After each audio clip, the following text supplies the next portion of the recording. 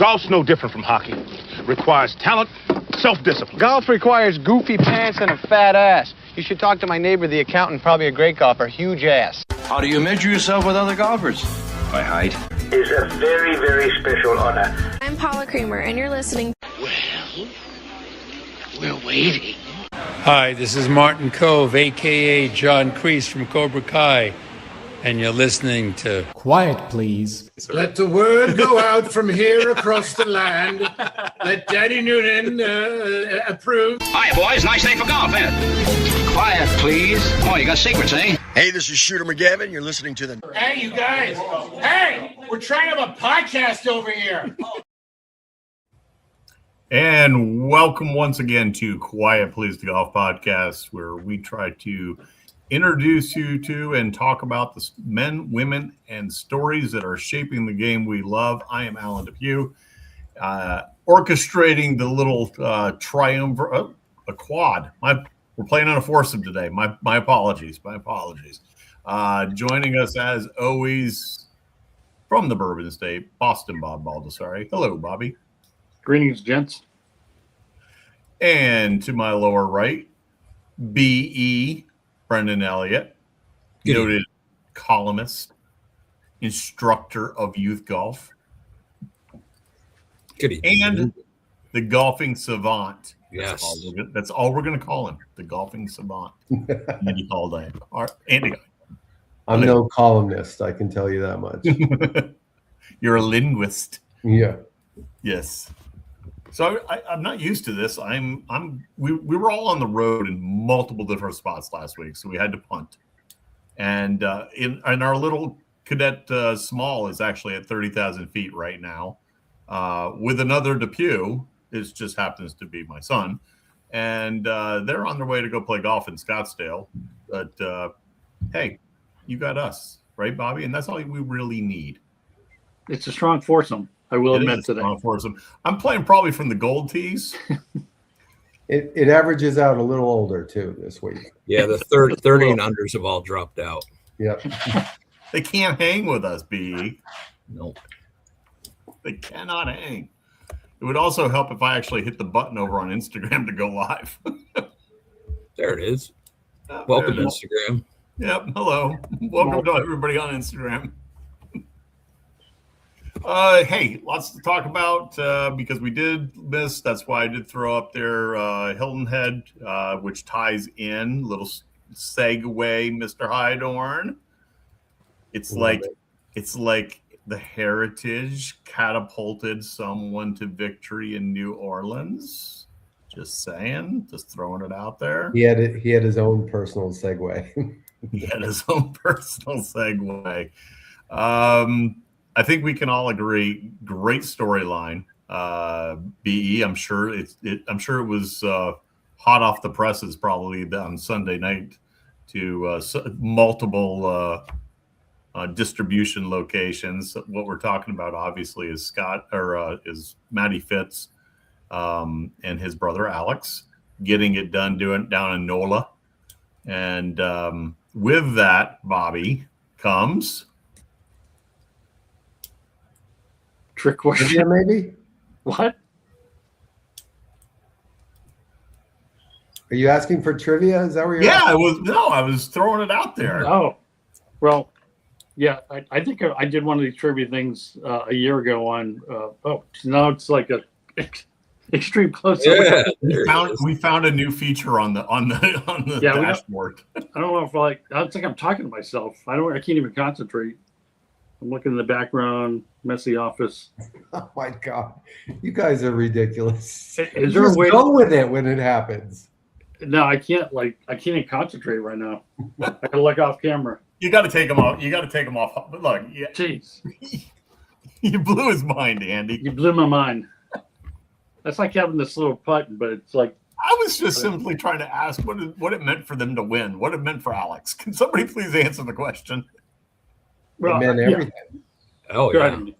I mean, like it got him membership to the PGA Tour, which, for me, I just think it's amazing that, Matt Fitzpatrick was able to do that with and for his brother.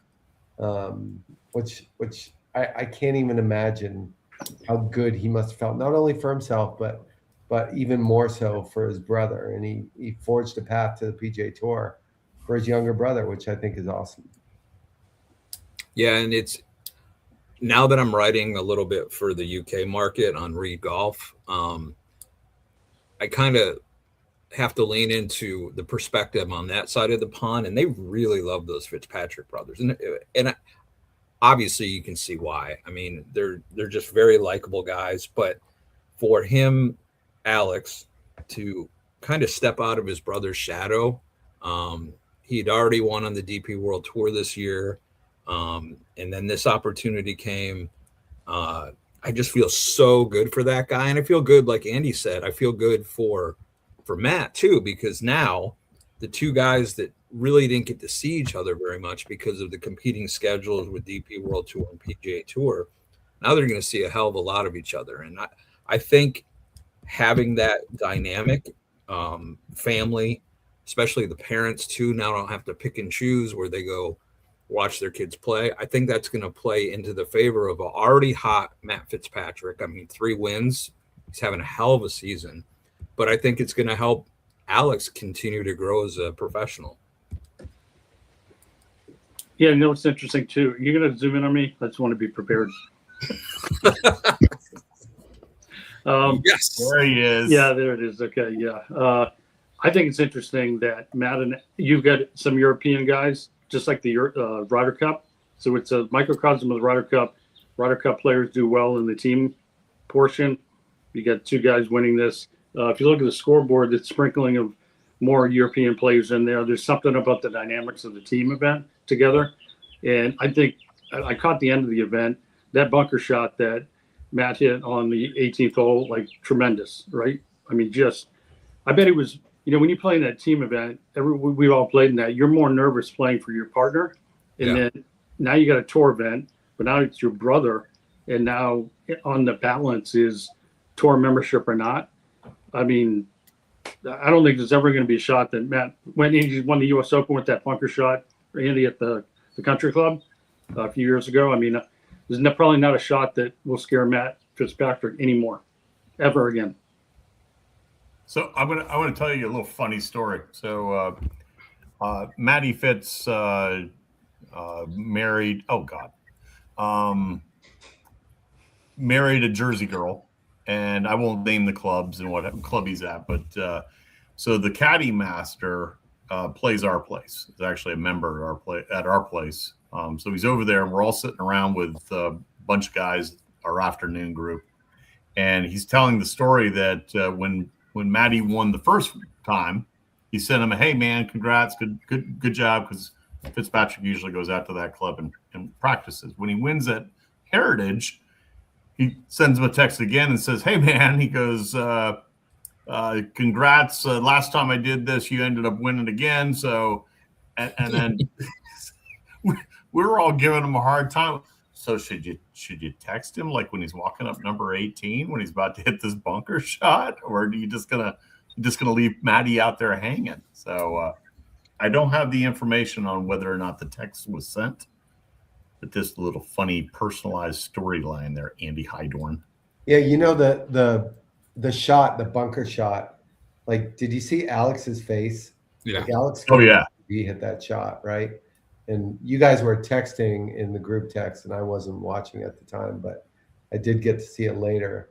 But I just think, put yourself in Matt's shoes, and Matt gets up there to that shot. He goes, I'm gonna hit this shot and get my brother on the PGA Tour, which is just unbelievable. Yeah, but we got to throw a little shade at Alex. He plumb bobbed from 10 inches.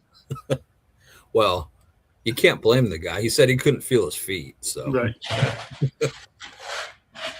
Hey, we got audience interaction. I failed to mention that in the intro there. Mr. Taylor's back. Good to see you. Thank you for watching as always. Little comment online.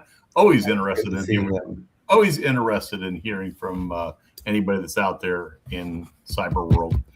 So I agree with you, B. I think I think Matty Fitzpatrick is going to take his game to another level, and already has. Obviously, he's clearly the hottest player on the earth right now. Well, I mean, you kind of felt bad for what happened at Sawgrass, and then to watch him play well. Well, where did he finish at Augusta? Did he have a fairly good finish?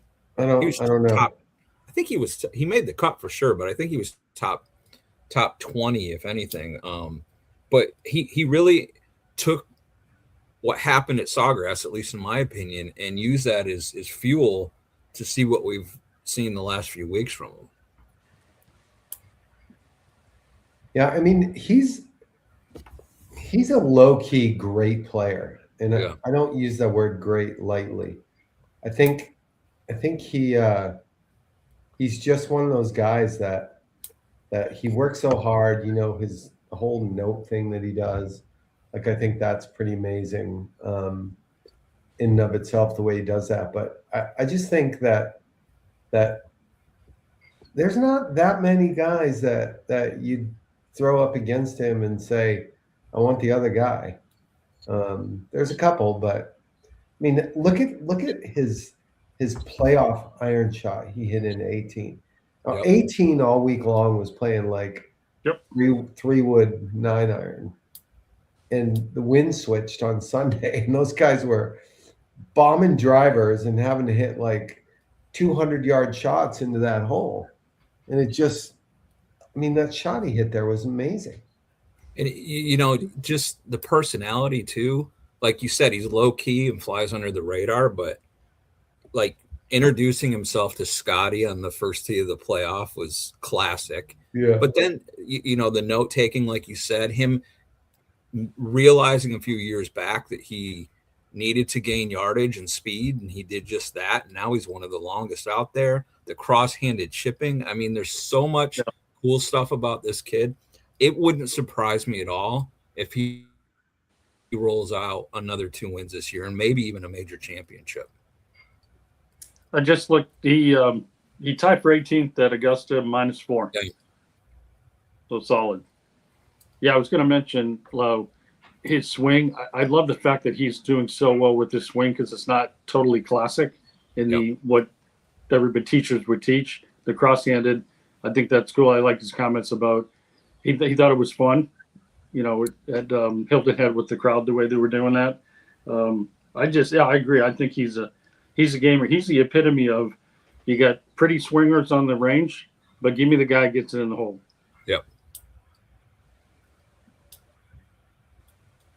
And Andy, Mike Padilla said hello to me. Just thought I'd throw that out there. You better say hello back.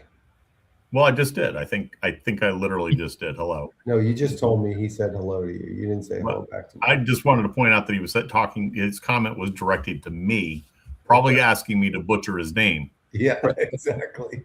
Yes, and Mr. Taylor, don't be calling out Aubert. I totally agree with him on this. No, don't be calling out. He could take some lessons from Fitzy on being clutch. Aubert is a choker. I totally agree. Ludwig is my player, except for Cam Smith, who I'm still angry at. For those of you that can't see the comments, Mr. Taylor, Mr. 3 Taylor, said Ludwig Ober. Right there, I'll show it. Lessons. Okay, there you go. Okay. I think that might be a little harsh language, perhaps, maybe a little, but he's got a point. Well, what do you guys think about Alex, though? I mean, do you think his game can stand up? I mean, this was a team event, in all fairness, and I'm happy for him, and he's a great player. But he was just so happened to be paired with one of the hottest players on the planet right now. So how do you think he's going to hold up as this season progresses? Well, I think you bring up a really interesting question or point, because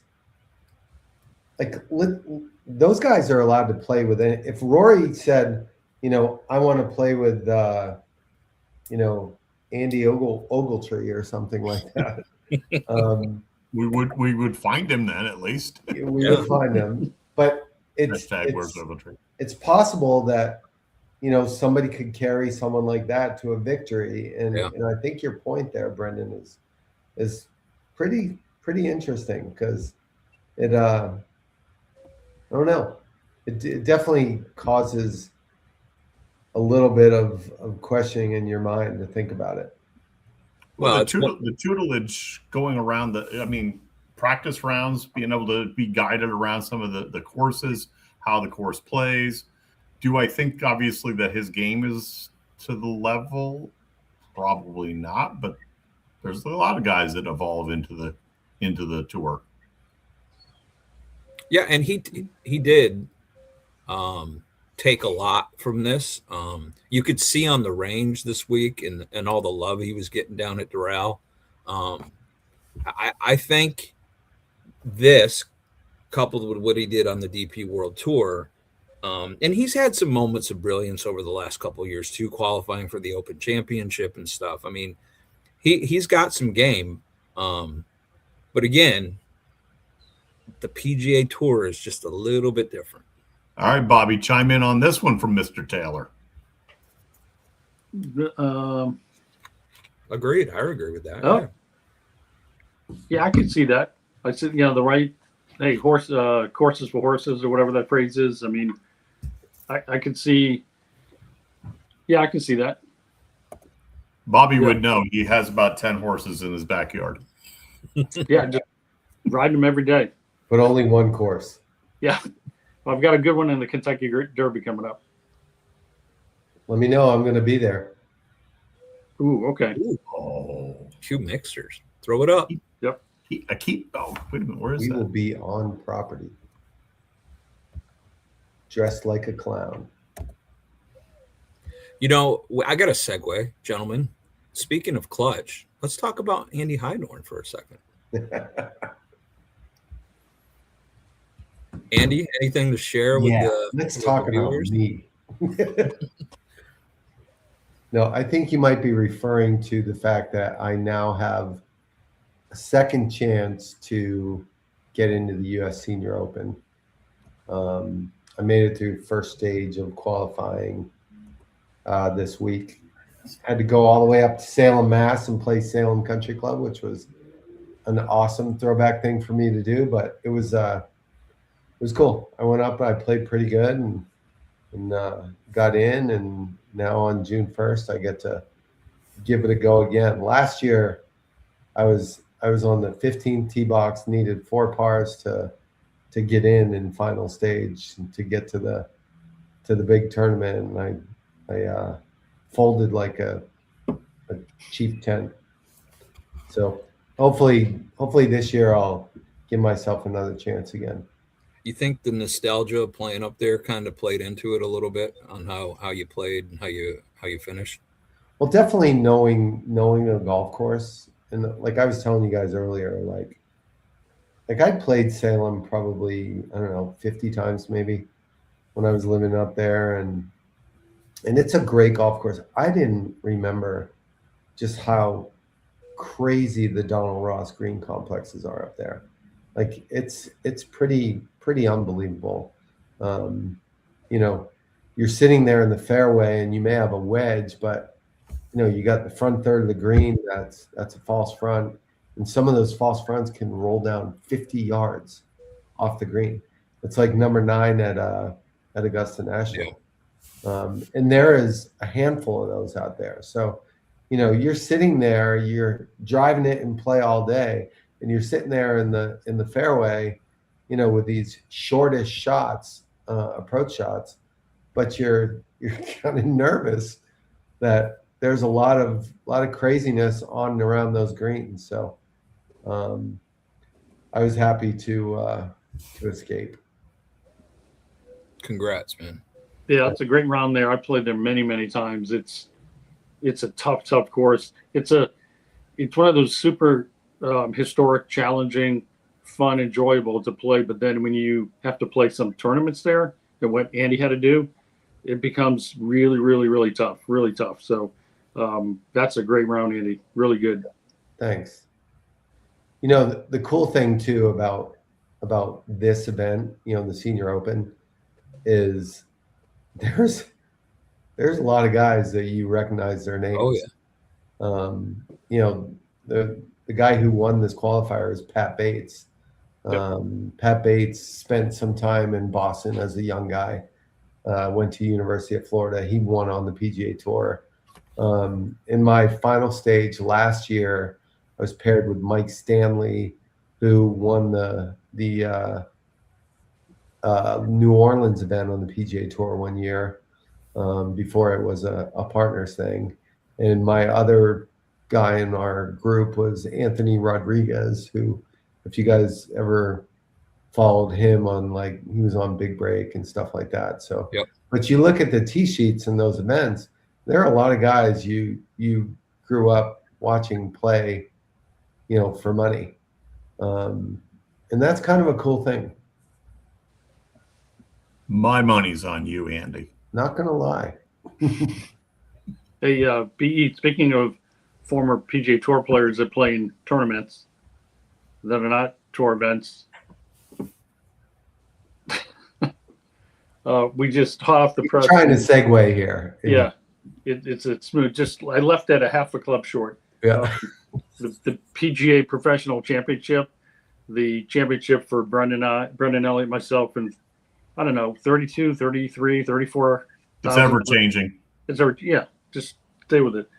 Just finished, and congratulations. Actually, Andy, you know a Jesse Dromer from Houston, Texas? I know Jesse very well, actually. Did he win? He won by a shot. Awesome. That's amazing. Yep. That's amazing. We got to get him on. He beat Ben Kern. So Jesse finished 4 under. Ben was 3 under. I know Ben Kern too. Yep, Southern Ohio. So the top he 20. He was a Texas guy until 2 years ago. Oh, okay. So Jesse gets to play in he gets invited into 6 PGA Tour events. Obviously, the PGA Championship coming up, and then the top low 20 scores will play in the PGA Championship to represent the PGA America Club Pros. So that event just finished. They played at Bandon Dunes. That's and awesome. you know who qualified? Charlie Belgium. Oh, Michael Block. Yep. Michael Block did. He picked up a ton of spots today. Yes, he did. Finished in the top 20 to qualify in the field again. You know, the name that piqued my interest was Charlie Belgium. And if you think back to what he went through, one of the most heart-wrenching final 2 rounds on the PGA Tour when he won at Disney, and went to the emergency room the night before for panic attacks, or I think it was. And, you know, you wonder where guys like that kind of disappeared to, but he played well and he got in there, and I think he was up in the lead for a while after yesterday, if I remember right. He was close. Yeah, I think it was tied for the lead. He had a really bad round today, so he dropped to tie for 21st. He's just outside that top 20. Oh, that's too bad. Yeah, there's sort of a new rule stipulation of the Omar Uresti rule, they're calling it, to some degree. So there was, a little bit of, I don't know, I saw a little bit of narrative out there that said, well, what if Charlie wins? You got these tour players. Well, the history of this tournament, Sam Snead won it. Bob Rosberg won it. There's a lot of tour players that won it. So, what's new is old again. I don't really have a problem if you played the tour and you're not on the tour and you've gone through the PGA thing and your classification or whatever it is, then good for you. I mean, if a big time tour player won this and it brings more notoriety, I think that's a good thing. And hey, it's tee it up and go play. Whoever wins. Yeah, I think the Omar Uresti thing was more about he was getting the opportunity to play in this event, but he was still basically playing golf for a living. Yeah. Like he really didn't have a job that he had to go to. And I think I understand how the regular golf professionals who work a daily job in this business had a little bit of a bitch about someone like Omar who, just played golf all the time. So I think that's certainly understandable to think about some of the guys who might have a problem with that. But Andy, you're cool with somebody that goes and is not playing professionally anymore, then goes and teaches or opens an academy or something in place. Yeah. Yeah. Yeah. Yeah. And I still, the guy I beat out last year in the points race was Trey Tyner, who played for 15 years on the PGA Tour. So we got a bunch of guys here in Texas that played for a living for a while, and they're playing amateur golf. They're not playing in the professional championship. They're playing amateur golf, and that's a whole other can of worms, to be honest with you. Yeah. I think when it comes to some of those guys who made a 20-year career out of playing golf for a living, playing against guys like me who, are weekend golfers, that becomes a little bit more of a hard pill to swallow.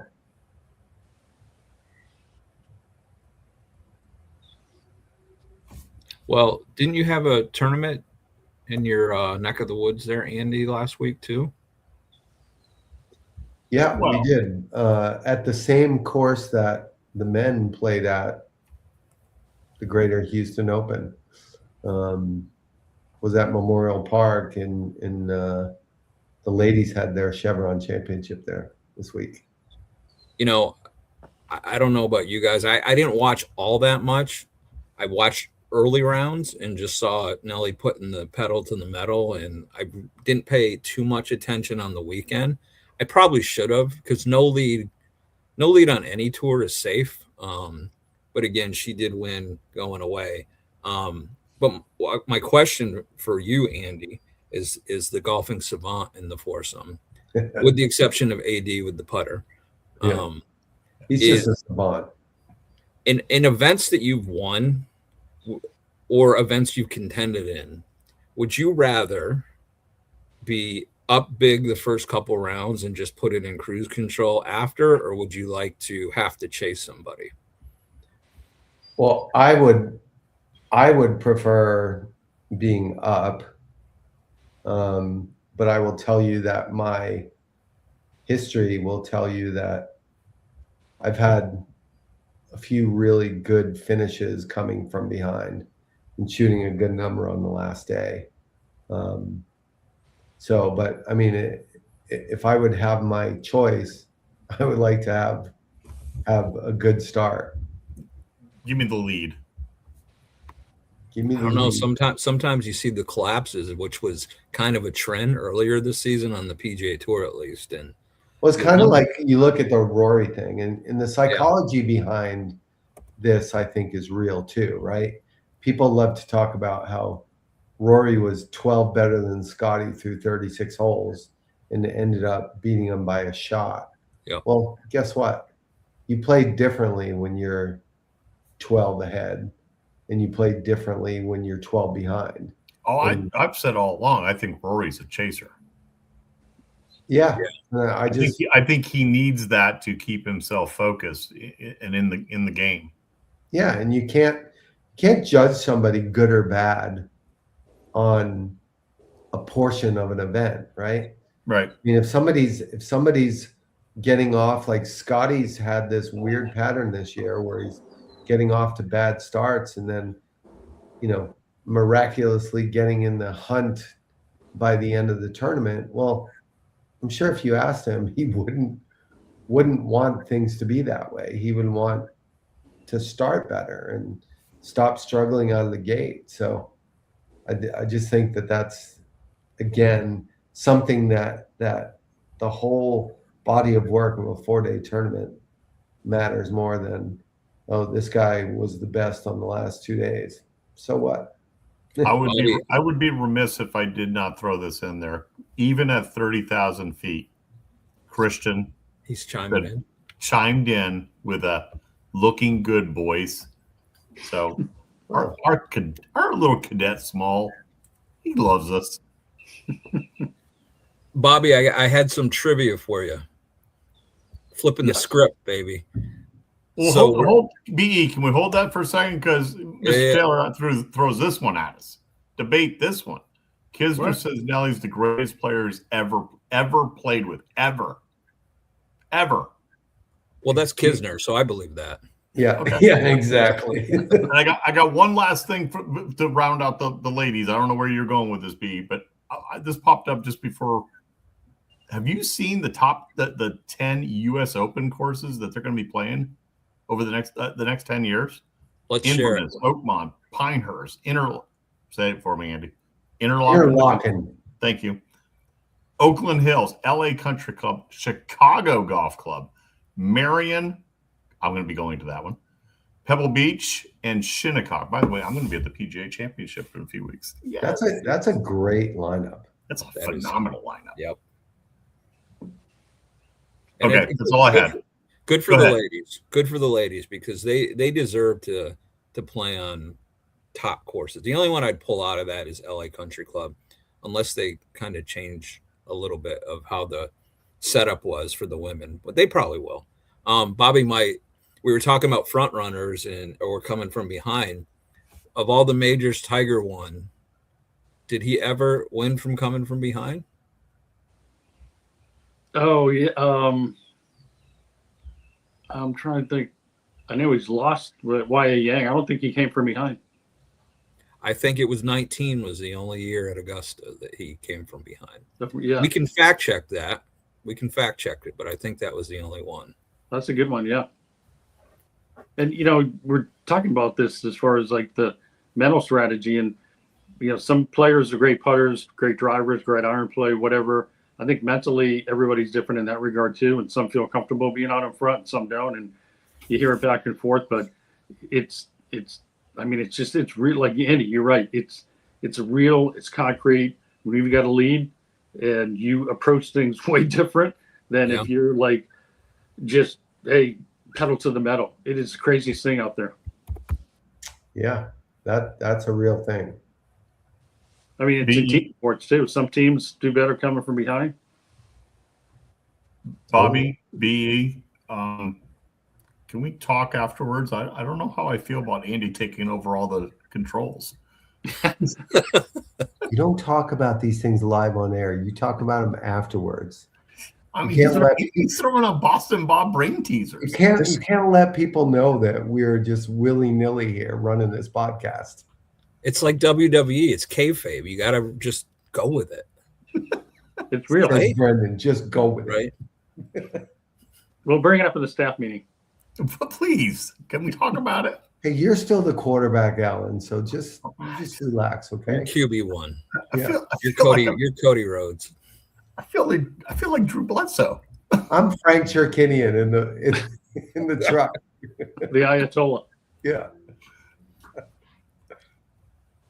Can we talk about how I finished third out of 4 teams at the Mr. Taylor, he's got the stats. The Pennsylvania Golf Course Owners Scramble. What do we got? Mr. Taylor, we got to hire this guy. Andy, I just put that up on screen, Andy. 4 times. Okay. I'm so proud of you. So proud of you. 4 times, 99 trainings. We have the quiet please statistician hard at work. Was the 2000 PGA with that's the one where he walked in the putt in the playoff? Is that the Bob May? That's the Bob May. That's right. Yeah, I think. Although, Mr. Taylor, could you confirm for us, please? Yeah. Pretty sure that was the one there. Yeah. I've got a signed Valhalla pin flag signed by Tiger. Do you remember that show they used to have on ESPN where they used to have a guy off to the side calling bullshit on the stuff that people say wrong? Oh, they still with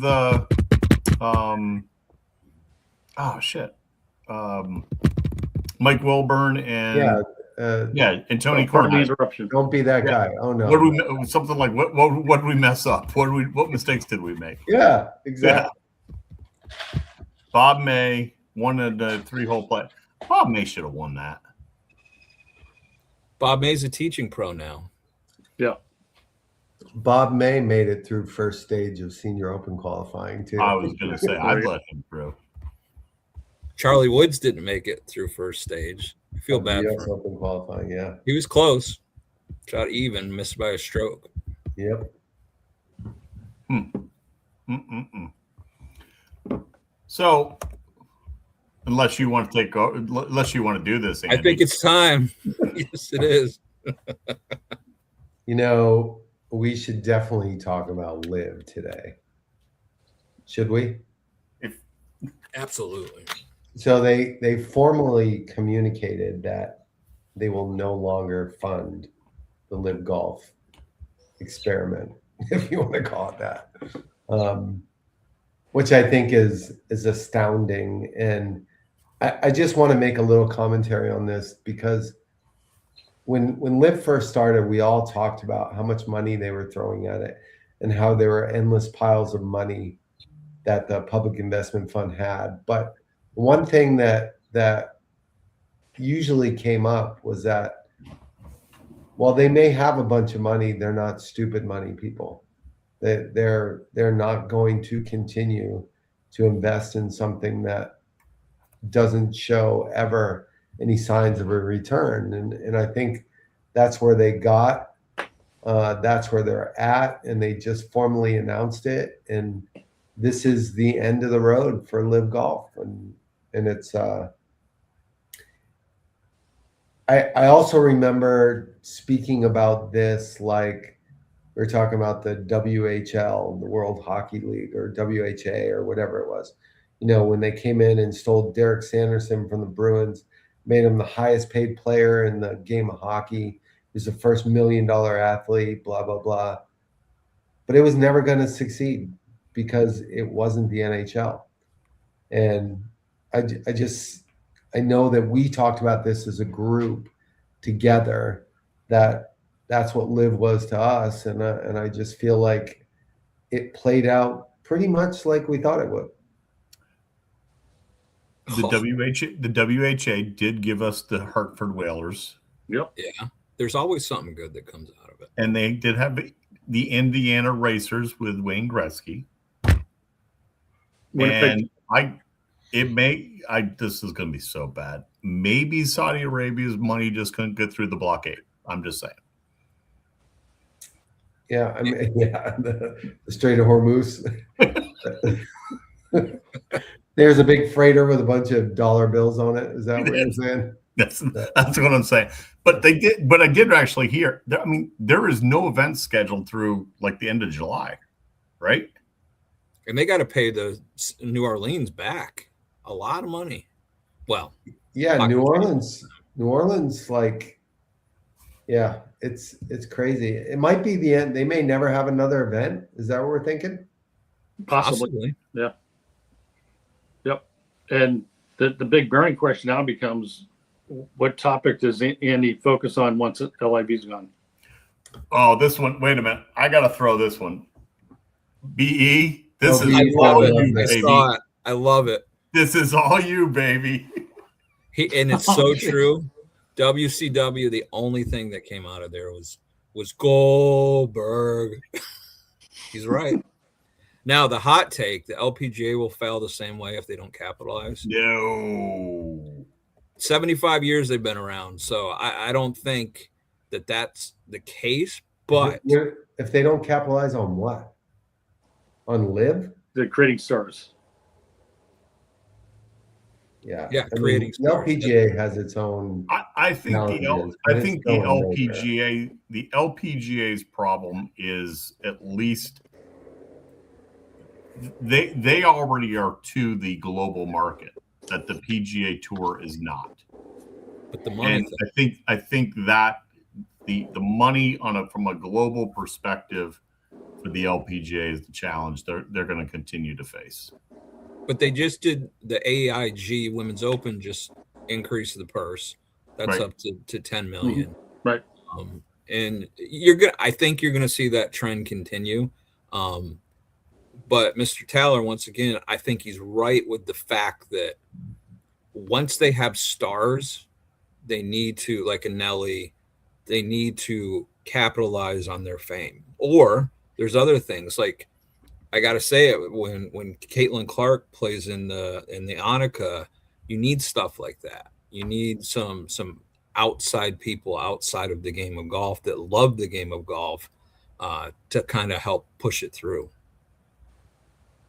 Yeah, and I don't think anyone's saying the LPGA doesn't have problems and challenges. They do, but they're not going anywhere. They are the premier ladies professional golf tour, and ladies professional golfers are not going anywhere. So they may continue to deal with things here and there, but it's not an imminent demise like LIV was.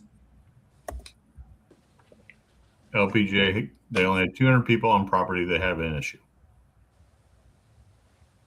Well, the Champions Tour doesn't have that many people on property either, and I don't think they're going anywhere. Well, this might be a nice opportunity, this next comment, to segue into our Don't Be That Guy. LPGA is going to be competing with social media golf, which is growing in popularity. I don't think anybody doubts that. No, I don't think any question. I mean, Bryson needs something to do now, apparently. Yeah. Before the Don't Be That Guy, just to Mr. Teller's point, I watched the whole 4 hours on Grant Horvat's channel the other day of the first round of a qualifier that they're doing. It had Peter Finch, it had George Wesley didn't play, a couple other guys, and they're playing for a spot in the Myrtle Beach tournament, which is kind of cool. They did some match play. There was 4 different matches, and on the Brian Bros channel tomorrow or Friday, they're doing the final, which is a stroke play, I think 18, maybe 36. But I watched the whole thing, 4 hours. I mean, it's compelling stuff. Well, here's my thing there is ultimately once the shine wears off a little bit, what you're watching is guys who couldn't make playing for a living play on YouTube, right? I mean, the Bryan brothers, I get it. I get the interest in what they're doing, but they couldn't play for a living. They couldn't make their way on the PGA Tour. And the more you try to make this about excellent golf, it's like watching, AA baseball. You're not watching the best players in the world. And where's the interest going to be? I personally think that the whole internet invitational thing was great. And I would watch that again and again and again. But that was because Dave Portnoy and how he did it. But you start making these guys compete like everybody else competes. You're just talking about a bunch of guys who just aren't good enough to play. Hey, the Savannah Bananas are not, Major League Baseball, but they're very compelling to watch. Maybe for you. Andy would rather see that. All right, Andy. Globetrotters. Okay, speaking of social media golfers, this happened this week, and this guy is getting absolutely roasted.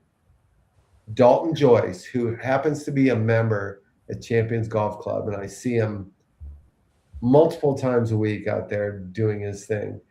He's a good-looking kid. He's got a great golf swing. He's a seemingly nice guy, but he entered the U.S. Open qualifier this week and decided he was going to film every shot in his qualifier. And he shot 82. I believe I believe that what was going on there was a little bit intrusive to the people that he was playing with. Yeah, it's just you can't blur that line between being a guy who's a handsome, high club head speed guy and then going out and filming a qualifying round for the U.S. Open. It's just not. It's not right. It's not in the same league. Yeah, what are you doing? Don't be that guy. Nothing to really say other than don't be that guy. Yeah, he posted an 82. Yep, he'll get a letter. Yeah, he made a post about this quadruple bogey made on a 370-yard par 4 that I've played many times. It's pretty hard to make an 8 on that hole. I have compassion for him because I did get that letter. Did you frame it? Did your letter say no more filming your swings? Well, we didn't film back then. Yeah, your letter might have been a little different. P.S. Okay, one last P.S. one last Practice Mr. your Taylor. shoulder turn. Yeah, Mr. Taylor, don't be. Come on, don't be that guy going to the shoulder turn. We almost made it a whole show. I didn't say they were competing in the LPGA once female golfers realize. I think that there's female golfers already that are out there realizing about YouTube. But we shall see. We shall see. Okay. Again, like those YouTube female people have zero interest in. Zero. Like Paige, I think, is a ridiculous watch. This Sabrina Andolfo, like it's just. Yeah. She played Eagle. Did I ever tell you that? Sabrina? Yeah. Yeah. Yeah.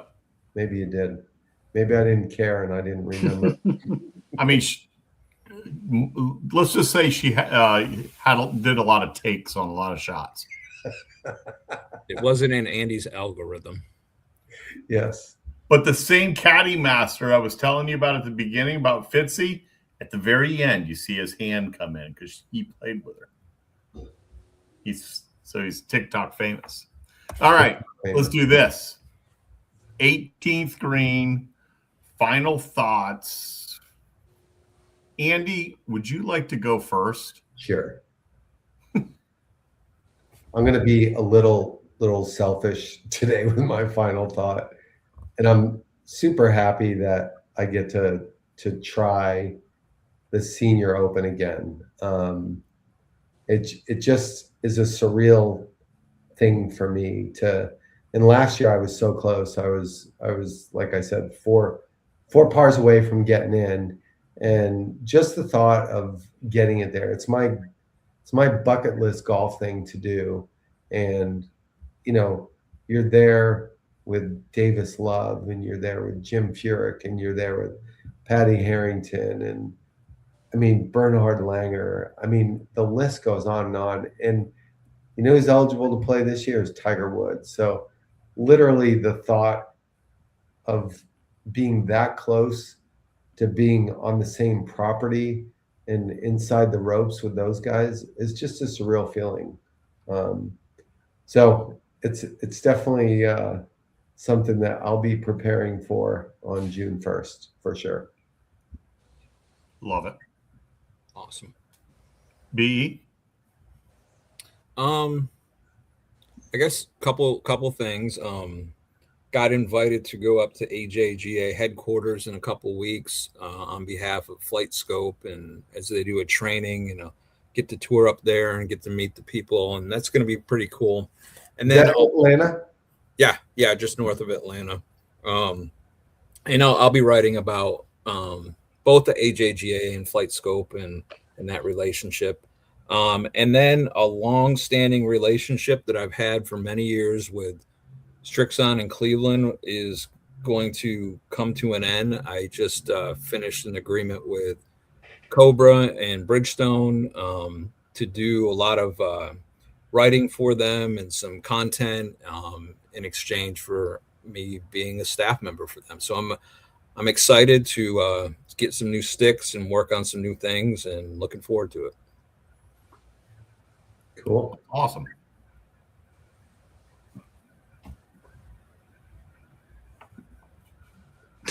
I guess I'm choosing who goes next. So I figured, since in honor of Matt Fitzpatrick, if Andy has a lean in, I'm going to start the Fitzpatrick. Yeah. Before my comments. The chest bow. Yeah, it seems to work for him. Love it. Yeah. I thought we might talk about it this week. We didn't get to it. Maybe next week or the week after. But at some point, we're going to speak about the Ryder Cup, and Jim Furyk is the captain second time around. Oh, yeah. Yeah, and, I'll go ahead and say it now. It's not until Adair Manor in September, I think, of 27. I'd see I cannot even imagine the European team losing that, no matter what Furyk did. I was disappointed the PGA of America did not select a different captain. I get all the intellectual property and the intellectual thought process for Furyk. I really do. Fine choice, but I just thought this might have been one time where they could have gone against the grain. I'm not talking about Tom Watson. I have some other thoughts that we can dive into. I really, really think this is, we can really have a lot of great conversation. Mr. Taylor can chime in a ton on this, and we'll get prepared for that one. But, good luck to Jim Furyk. When I went to Ocean City, Maryland in '92, the second rep I ever met with was guy Mike Furyk with Tommy Armour. And after the second meeting, Mike says, my son's going to tour school. I think he's going to qualify. I'm going to be his manager. I said, hey, good luck. A lot of good sticks out there. Well, his son's Jim Furyk. That was back in 1993. He's had a pretty good career.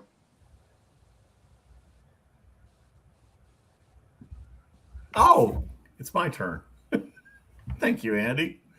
So I've been fortunate the last couple of weeks to spend with the Pennsylvania Golf Course Owners Association at their spring meeting, and then this week at their Western meeting. And whether it's here, Michigan, New England, or even on a national level, I just got to applaud the golf course owners. I mean, ultimately, at the end of the day, they are the lifeblood of the sport that we love. They're putting their investment opportunity at risk every single day so we can enjoy the game that we love. And I got to tell you, it's rough. It's a challenge out there right now.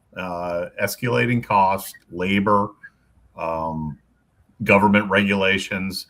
I applaud every single one of them that's out there. Kudos, fist bump.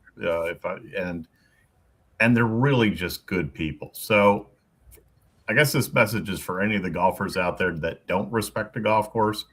Try respecting the golf course, and that it's somebody's home and their livelihood and their business, and tell them thank you, because they probably deserve it. And that's my final thought, Andy Hydorn. Andy Ogletree. Where are you, Andy? Where are you? Can you hit the button? I'm here. Oh, sorry. Hey, hi guys. Hey. We need a little brushing up on that. We should probably work on that. Yeah. All right, boys. Until next week. Peace out. Peace out.